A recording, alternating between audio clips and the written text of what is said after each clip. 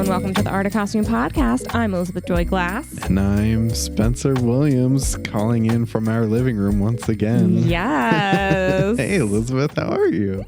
I'm doing fine. We gotta tell people what we're talking about today for our first ever audience request episode, and we're kicking it off with a banger of an episode. The Costume Nerds did not disappoint. They did not. I was actually so excited that this was a suggestion because I've always wanted to see it, but I never did. So this week we had ourselves a little movie night and we watched The Fall. Yeah, it was so good. She's being serious. We actually went out and got like tacos and margaritas. Yeah. And then we came back and watched The Fall. And I think we were both just so blown away by it. There were a couple times where we both audibly gasped, which we'll get into.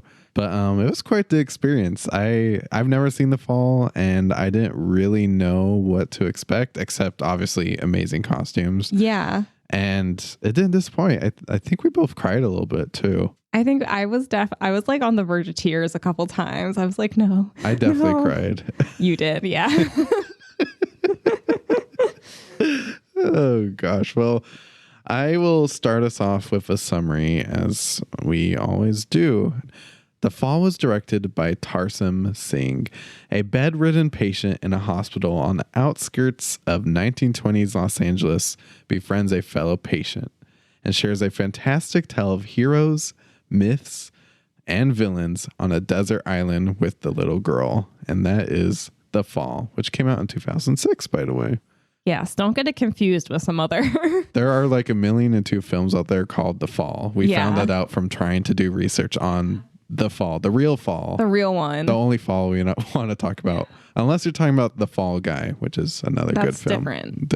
That has a different word. There's one extra word in it. It's different.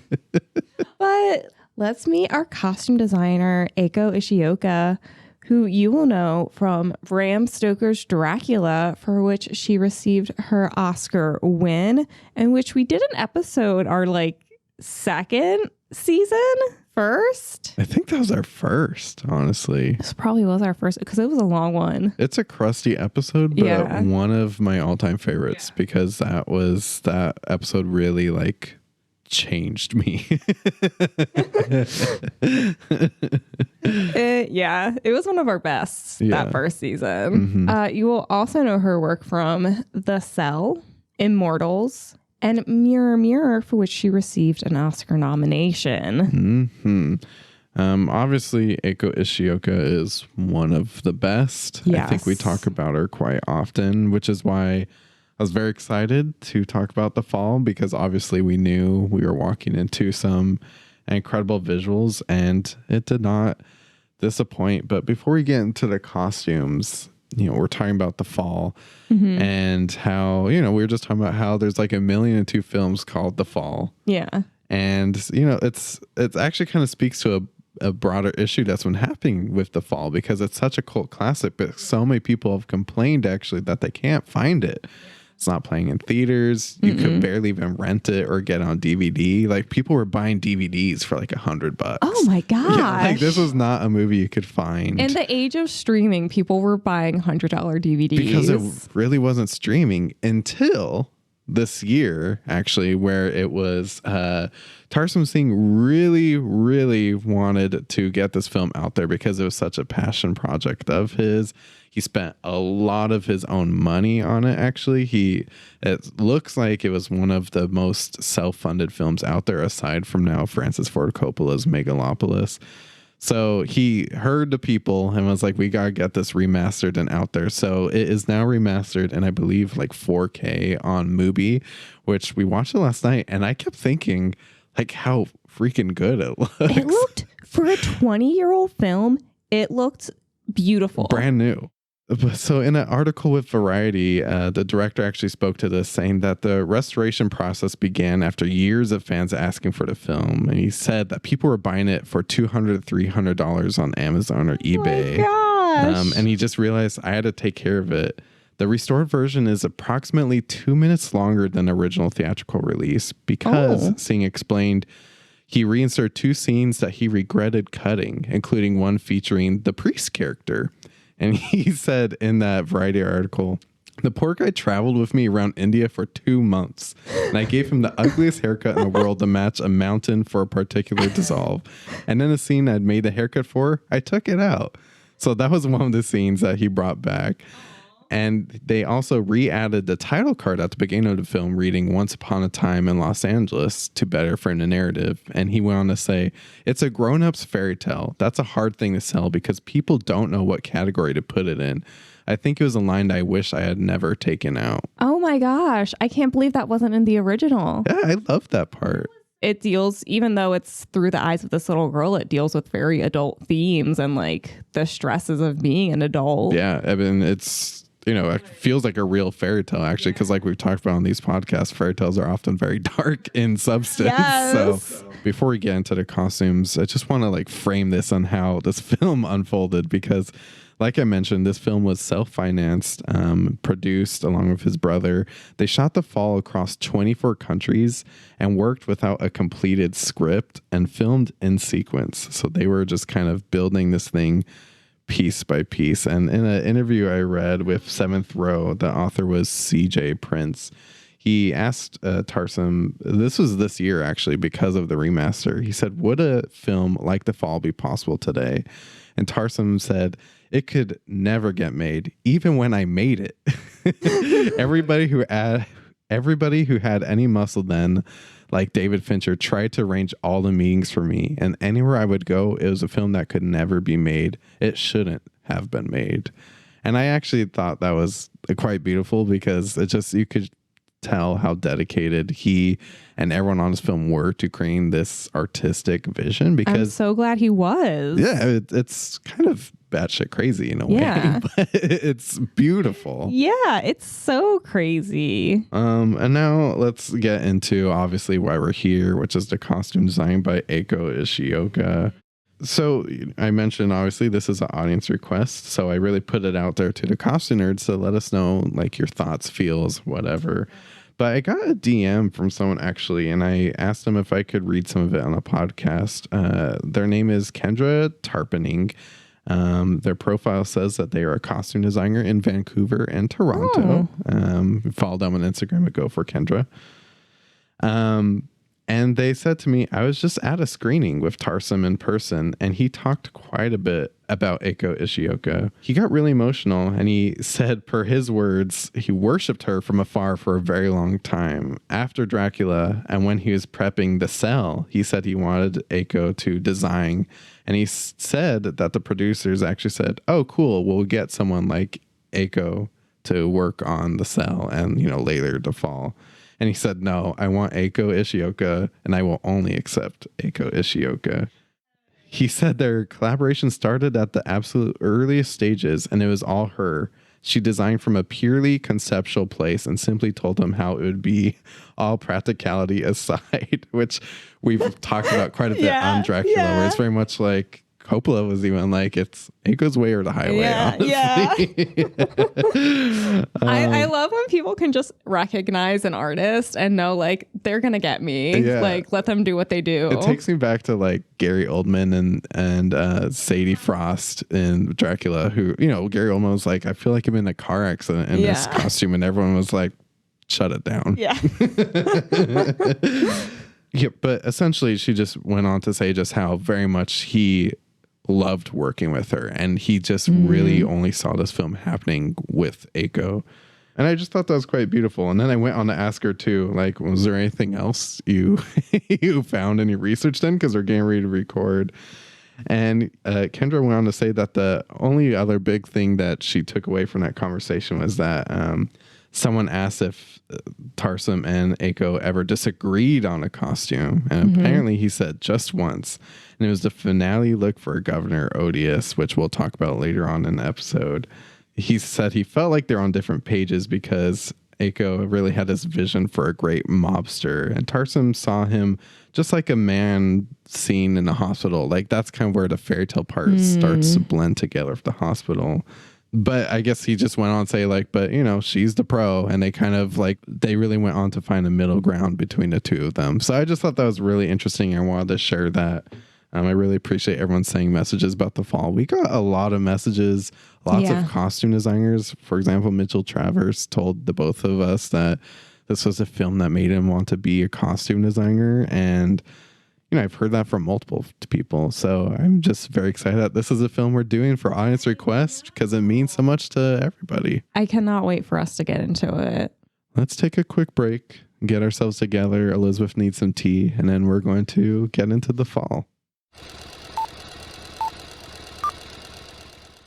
Hi, I'm Dan, who does all the magic behind the scenes. I wanted to say thank you, and if you want to support the show even farther, go to tpublic.com/user/theartofcostume, where you can buy a couple variations of our logo on t-shirts, mugs, and stickers. Also, be sure to leave a like, comment, and subscribe. And if you're an audio listener, leave us a 5-star review on Apple Podcast. Now, back to the show.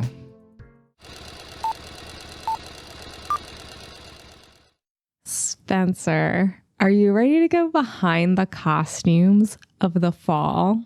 I am. I feel like it's a long time coming. We should have did this episode years ago, but no time like the present. We're actually going to start, though, in a sad and dusty little hospital somewhere in Los Angeles in the 1920s? I feel like for the 20s, this was pretty good. Had to at least be the 20s. They had cars. Yeah, I mean, I believe that's what the summary said. But yeah, it's just feels like we get dropped into this period piece. Yeah. But the period doesn't matter. It doesn't really matter. Right. It was quite beautiful, especially when we get to see our main characters. We have the one, the only Lee Pace as Roy Walker. And we have Katinka Untaru, who plays Alexandria. And what a great little duo. They were so cute. So cute. I really wasn't expecting the beautiful story of the fall too, this guy.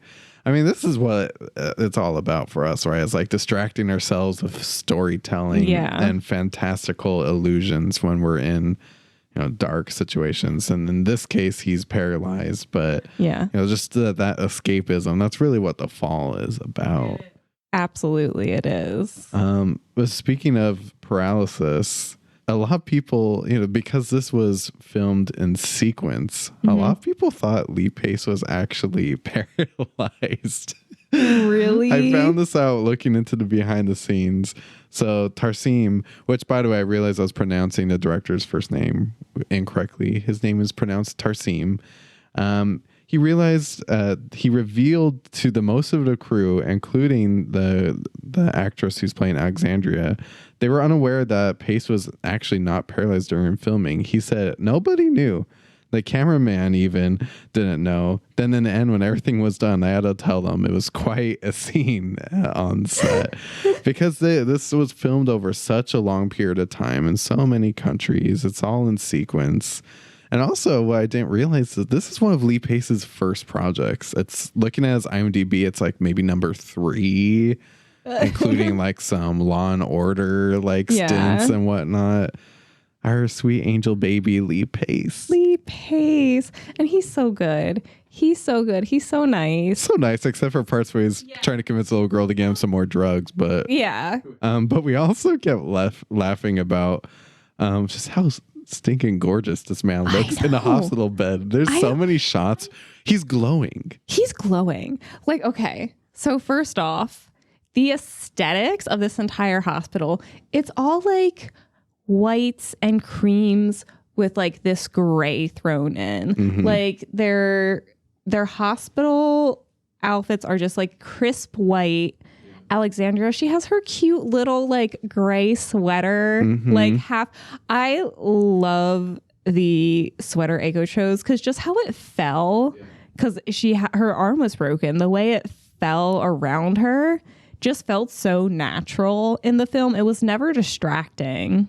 It's really the point, actually. I mean, we know Eiko Ishioka for the big, like over the top moments. Yeah. But she didn't skip detail on this subtle hospital. I mean, looking at the lines and all the shirts or even the doctors just walking in the background, there was still a style and aesthetic happening in the background. It just takes a back seat to the fantasy. Absolutely. And it's like the hospital scenes are straight up period piece. Yeah. Which I think is what helps make the fantastical parts that much more extraordinary, is because you're already looking at something so beautiful, and then it's like all this color comes out. Yeah. Because there's not a ton of color at the hospital.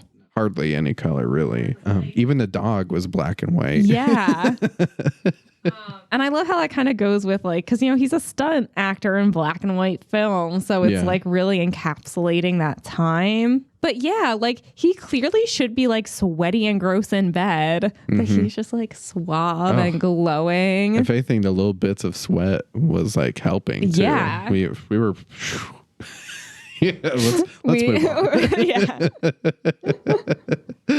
Well, let's transition into the fantasy, the fairy tale aspect of the fall. I was reading on IndieWire an oral history of the fall, which was by Layla Jordan. It came out this year, actually, with, the fall being remastered. It's having a moment, and this is totally accidental, by the way. When we picked the fall, I did not realize that had been remastered. I was seeing content on social media, so maybe that's what triggered it, but... Yeah. Well, in this oral history, before we get into it, I wanted to read this quote that was in the oral history by Nikos Soultanakis. Nikos was a writer and producer on The Fall, but more importantly, Nikos was actually married to Eiko Ishioka. He said she had all these stories about color and saw these characters as kind of like Japanese comic book characters and rainbow colors. It did make it kind of dynamic that way. Her approach to design went beyond outside of the box construction. She didn't know what the box was. Oh my gosh. There was something about the fantasy sequences where I'm like, it was so fantastical, but it felt familiar. And I was like, oh, they're like anime characters come to life. That really made it click for me too. And it looks as though that, Eiko actually, well, as we know, Tarsem did the cell as well with Eiko Ishioka. I believe Nikos also worked on the cell as well. So what I'm getting at is we're going to have to do the cell at some point. Yeah, absolutely. Next season. Tarsem, if you would like to be on the Art of Costume podcast, we could give you a solid 45 to an hour where we sit down and shut up. No, you have as much time as you want. Yeah. You talk. Yeah, you tell us when and where, and we'll be there. Well, we're now able to pack up our studio, so we'll come to you. Yeah. But let's get into the 5. Yes. This is what I was really excited to see, because I'd seen the trailers and whatnot. I've seen the pictures, and just each of these characters are so interesting. I want to start with Otta Benga, who is the reformed slave who walks around with that headpiece and the bow and arrow. That was crazy. That was crazy. His is the first costume where you're like, oh, okay. Yeah. I see where this is going. Eiko's cooking with something different here. Yeah, absolutely. It's just so unique. I want to know, I'm like, where'd she get these ideas from? I would love to ask that question. I know that there's another book out there too that I'm sure goes into the fall. We have the Dracula book, but I don't have the other book, which I really want. I feel like this costume in particular was really giving me Alexander McQueen vibes. I feel like there is an exact piece I'm trying to visualize that looks just like this, and she was probably doing McQueen before McQueen, honestly. Yeah, probably. And then we have the Indian, which I thought he just had such exquisite style. Yes. That man knows how to dress. I love the green. It was just so vibrant. And because most of the fantasy backdrops are deserty places because the governor is awful and kills everything. So it was nice to have that burst of green color going through the landscapes. I didn't even think of that too, that there really is not a lot of green, and he really brings it to it because of the desolation of the world around him. Is very deserty. One character that you and I were loving though was Darwin. Oh my gosh, Darwin was adorable. That coat. I have seen that coat on the internet for years. Same. Assumed it was like a fashion piece. I somehow never knew it was from this film. And like now that I see it and I see it on him and it's Darwin and it's like, oh, this is like a moth. Like it's so perfect, especially for this character who has no business being here. Right. Like that moth print on the back. I mean, because you and I both saw it like immediately. We're like, yes. Oh, that's a moth. Yes. Not just a butterfly, but a moth. And I thought that was so cool. And I love that that he wears this coat from beginning to end. Yes. Like even on a deserted island. And I looked away for a second, so I don't know how they were in the water with the coat. I looked back up and he like pulled it out of somewhere. They put like all their clothes, like I think in the bag with the what was his monkey's name? Oh, I don't remember. Oh. But they yelled it several times when the monkey was tragically unalived. I know. Such a cute character. Anyway, but I just thought it was hilarious that he was wearing that coat. Like, because that's what superheroes, comic book characters do. They will wear their cape and tight costume from beginning to end. So why would he take this coat off? I know. It's desert half the time. He must have been sweating, but it didn't look like he was. Batman would go to Nordstrom wearing his bat suit if he had to. So that's what Darwin was doing. Oh my gosh. And then we have Luigi, our guy who loves explosions quite a bit. The most relatable character. He was like, I like to blow stuff up. I was like, that's fair. That yellow coat with the flames on the back. Whew. And his hat that mimics a flame. Like it was just. Yeah, that scratched like a very particular part of my brain. Because it's got like this huge collar and cuffs as well. And it just like that part of it just almost gave me like candelabra vibes. Ooh, yeah. Or like candlestick vibes. Yeah. And I was like, yes. That's funny. I was kind of thinking candlestick too. Yeah. It's just like it's a very specific Ishioka note too. Like I get such like a Japanese fashion vibe with this piece and like the silhouette of the collar and also the sleeves. The coat. The coat in general. I brought up to you multiple times the sleeves when we were watching together on my couch. I was you just talked about this coat as much as you could while we were watching it. Just the way it was moving, it was just blowing my mind the whole time. Yeah. And then finally, we have another character that gets kind of added in to the 5. It's no longer the 5. The Mystic. We find this man come out of a tree. Yeah. So on and so forth. We end up going to the Mystic's village or whatnot. The Mystic's village like grows up out of the ground. Yeah. It was very cool. We were both blown away. I wanted to bring up this costume in particular because it's not much of a costume. It's just like a brown kind of like loincloth. No. But if you look closely at though, like Eiko still didn't skip the detail on this. Like the braiding on it and the lines were so unique for a loincloth. Yeah. It was insane actually. I think one of Eiko's skills that kind of gets overlooked a little bit is her ability to collaborate and do it seamlessly and beautifully. And I think that's shown in the Mystic because she had to collaborate with hair and makeup. And that, that entire look that surrounds the costume is not just her. It's these 2 other departments. And it just makes an incredible, just cool looking character. For sure. Then we have the incredible Masked Bandit. Oh man. Played by Roy Walker, aka Lee Pace. I don't know if I've ever seen a costume that I've like loved so quickly that I've immediately been like I think we're talking about how I was like, oh, I want to do this for Halloween. It's so cool. Like it's just cool and then it's fun. Yeah. Like, you know me, I love a band jacket. Yeah. Thanks to Colleen Atwood. It also has like a Spanish influence though, too. Yeah. The jacket's definitely like Spanish influence with the hat And then, but like the pants are like very Japanese, and like the way they flow is incredible. I also love when he adds the blue coat. Oh yeah, because he just looks flawless, especially even with the mask. Like everything works. Then he puts it on, and you're like, oh, okay, sir. Yeah, I love the like Matador influence. I knew you would like kind of like the coat because it is kind of marching band-esque. Yeah. There's three things that I love. The pants, which you mentioned. I love the pants. I love that sleeveless. Showing off the guns. Showing off his perfect arms. Oh man. We can never meet Lee Pace. No, we can never meet Lee Pace. His arms, he looks great. I mean, I love the sleeveless look on it because that to me makes it feel a little bit more fairy tale-esque because, typically you would see like the long sleeves with like a cape that gets thrown over.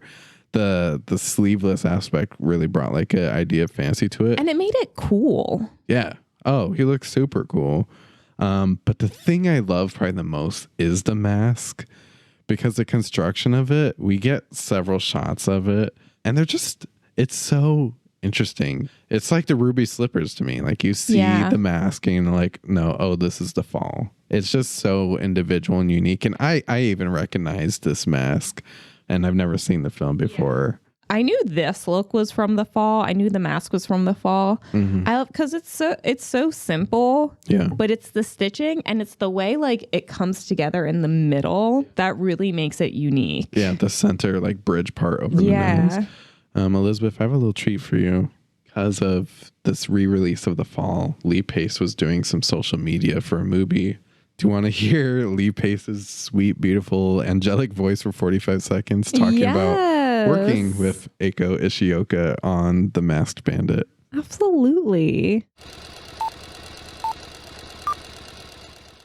I remember my first fitting with Eiko, and she kind of showed me the great big chaps and the army kind of sleeveless army vest and the blue kimono and the kind of wide brim hat, and I was like, cool, like this is the kind of movie I want to be a part of, because it was just so like it was original, it was singular in its way. And then she patted my tummy and said, you need to lose that. So I had my work cut out for me.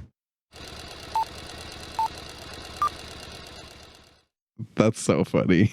That's hilarious. Eiko being like, work out. Yeah. She's like, you're going to be showing off the guns. You got to be in tip-top shape, sir. Yeah. And one of the only people that is allowed to have the attitude on this podcast. Right. I love that.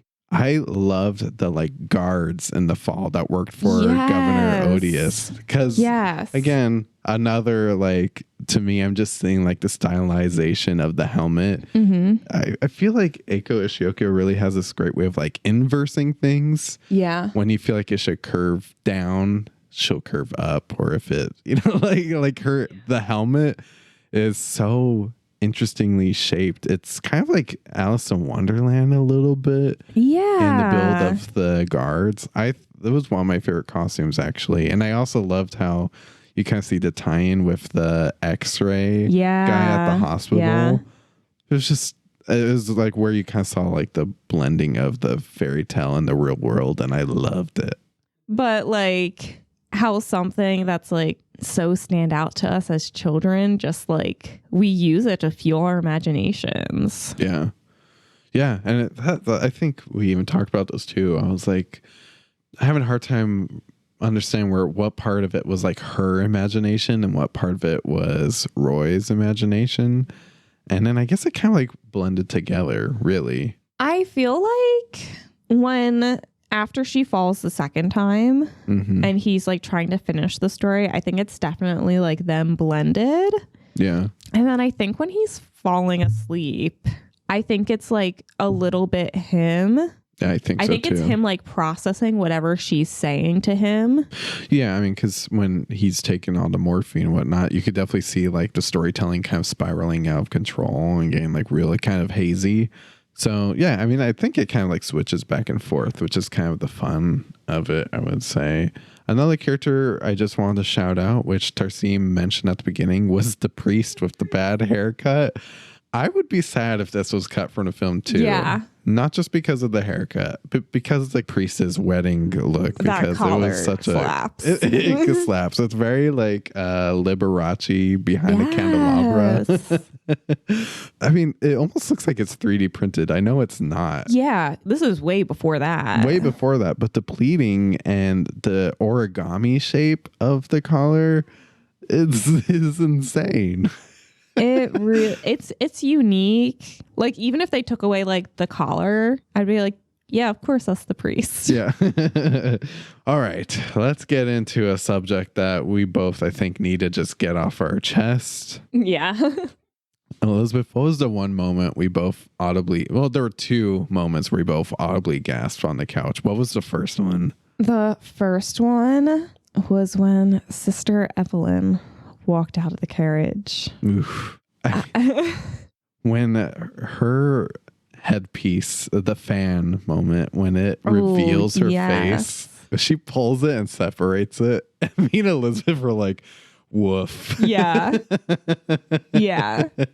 I mean, that's the coolest thing I've seen in a long time. Yeah, that is absolutely gorgeous. I almost don't even know what to say about it. It's just so beautiful. So the headpiece to me looks like a lotus flower. Mm-hmm. And which could also be the print. I'm not sure exactly the flower, but to me it looks like a lotus flower on the dress. But that red fan on the headpiece just will stay with me for a long time. Yeah. And I've seen pictures of this before, but seeing it actually move and just how striking the visual is, it takes your breath away. It does. It does. We still don't even know what to say. Yeah. It's just like it's gorgeous. It's gorgeous. That's like, this is one of the costumes that should be like in the Smithsonian, you know? Yeah. If it isn't already. I don't know where these costumes are. I like to imagine like this one's like in a glass case somewhere. And temperature like controlled. Yeah, in some like legendary museum. Because it's gorgeous. Sister Evelyn, who also is Nurse Evelyn, she has some other great costumes. Like, for example, the purple look she wears with the doves on her shoulder. I'm not sure if that was her betrayal dress when we realized she wasn't on her side, which I took that really personally. Same. I was like, how dare you do that to Lee Pace? Yeah. He's perfect. How can you do such a thing? Yes. Like, even that, like, that's such a beautiful dress. The kind of like pleating ruching on the sides of it toward the skirt is just really fantastic. But there's another costume that I'm bugging to talk about. Everyone knows about Elizabeth. If there's one thing she's gonna love, it's a wedding dress. This wedding was unlike any wedding we've seen on this podcast in the 4 seasons we've done of the Art of Costume podcast. No, this isn't a wedding gown. This is a work of art. From the structure of the hat with the beaded veil to like even like the pattern woven into the fabric. It's just like, it's unbelievably gorgeous. And I'm like, who comes up with this? Yeah. I mean, there's only one. There's only one. The paneling or the ribbing of the shawl too. Yes. It just really takes my breath away. I mean, we both were just like in shock when this scene happened. And it's so quick too. And it's like, even the way they reveal it in that like circular chapel. I got chills. Same. It was, yeah, that's a crazy good one. That's probably one of my favorite costumes we've seen on the podcast so far. It's just, it's a banger. There's also still a whole moment happening. Of course, our 5 are still in their established costumes, but there's just like a bunch of, I'm not sure if they're priests or nuns or just people dancing, whomever, twirling around in these white looks with the blue essence in their headpiece also, because we're starting to introduce a little bit of the blue theme in the fall, which actually this might have been a tell when we're seeing a blue, because it's kind of like Governor Odious kind of getting ready to start ruining things for us. So maybe the blue's the tell, but I was also blown away by that. It was just beautiful. Yeah. mini-me costume. I love it. So as the story starts to really fall apart, like we mentioned, Roy's vision for this world kind of starts to get blurred together with Alexandria's. Yes. And we see her come out in the same exact costume. And It's so cute. It's so badass. Like, whenever I have a child, this is going to be one of our Halloween looks one year. Oh, for sure. This film has ruined two things for me now. Halloween, because now every time if I do have a child, I'm gonna have all their costumes picked out, and they're all gonna be from the fall. Oh yeah, we're gonna walk in matching costumes, and this film's also ruined weddings for me now. I'm never gonna get married because if it doesn't look like the fall wedding, then I'm gonna why be bother? Like, what are we doing? Yeah. Alexandria looks like a badass. Like I feel like Alexandria could kick my ass in this costume. She could, and I would deserve it. You absolutely would. It's so cool. I would love to know about Eiko's collaboration with this young actress as well. The memories on that. And then Elizabeth, we got to end with a character that we didn't love so much. Really, he didn't really get too much screen time. No. Was Governor Odious or / Sinclair if you're in the real world. Yeah. So yeah, this is apparently from our research, this is one of the characters where the costuming, I'm guessing toward the end of the film, was like maybe not agreed upon as much between Eiko and Tarsem, but of course disagree with love. Yeah. I was surprised that his costume was so like kind of like toned down. Yeah. With a name as such as Governor Odious, I thought it was going to be like Wizard of Oz, Jabba the Hutt level nasty. And we saw like, oh, it's just a guy. But that's like so reflective of like real life. Yeah. Where you're like, oh my gosh, my boss, I can't stand them. Da, da, da. And it's like when you take a step back and you're like, oh, it's just a person. Like people are capable of horrible things. You just brought me over to your side. You're so right. That's definitely like the idea behind his character. Like he's just a sleazeball guy that we can't fucking stand, and somehow he just ruins everything. Yeah. And he's just a guy wearing like a white, white suit. These are the people ruining the world. Like, some fucking guy. Just some fucking guy. But I do like some of his like striped, like pinstripe suit moments. So yeah, I do get like mobster vibes. Oh yeah. Unfortunately, that brings us to the end of the fall. There's not that much information about the costumes. I mean, there is, but it's not written in a way that's easily accessible. Yeah. And I'm really hoping with this new re-release that starts to change. I'm sure that the books out there also will probably have more information, which I'm going to try to get my hands on. And I also hope that when Tarsem Singh comes on the podcast at some point, we could also get some more behind the costume facts. So now it's time to give our Stitch rating. What's your Stitch rating for the fall? I gave it a solid 4.5 because, well, I mean, visually, it's a perfect 6 out of 5 stars. Like visually, and the story really is quite beautiful. I gave it a 5 Stitch rating. Did you? Yes. Okay. It's so perfect. And it's like one of the things that did annoy me about the film was like you don't get like a full backstory for either of them.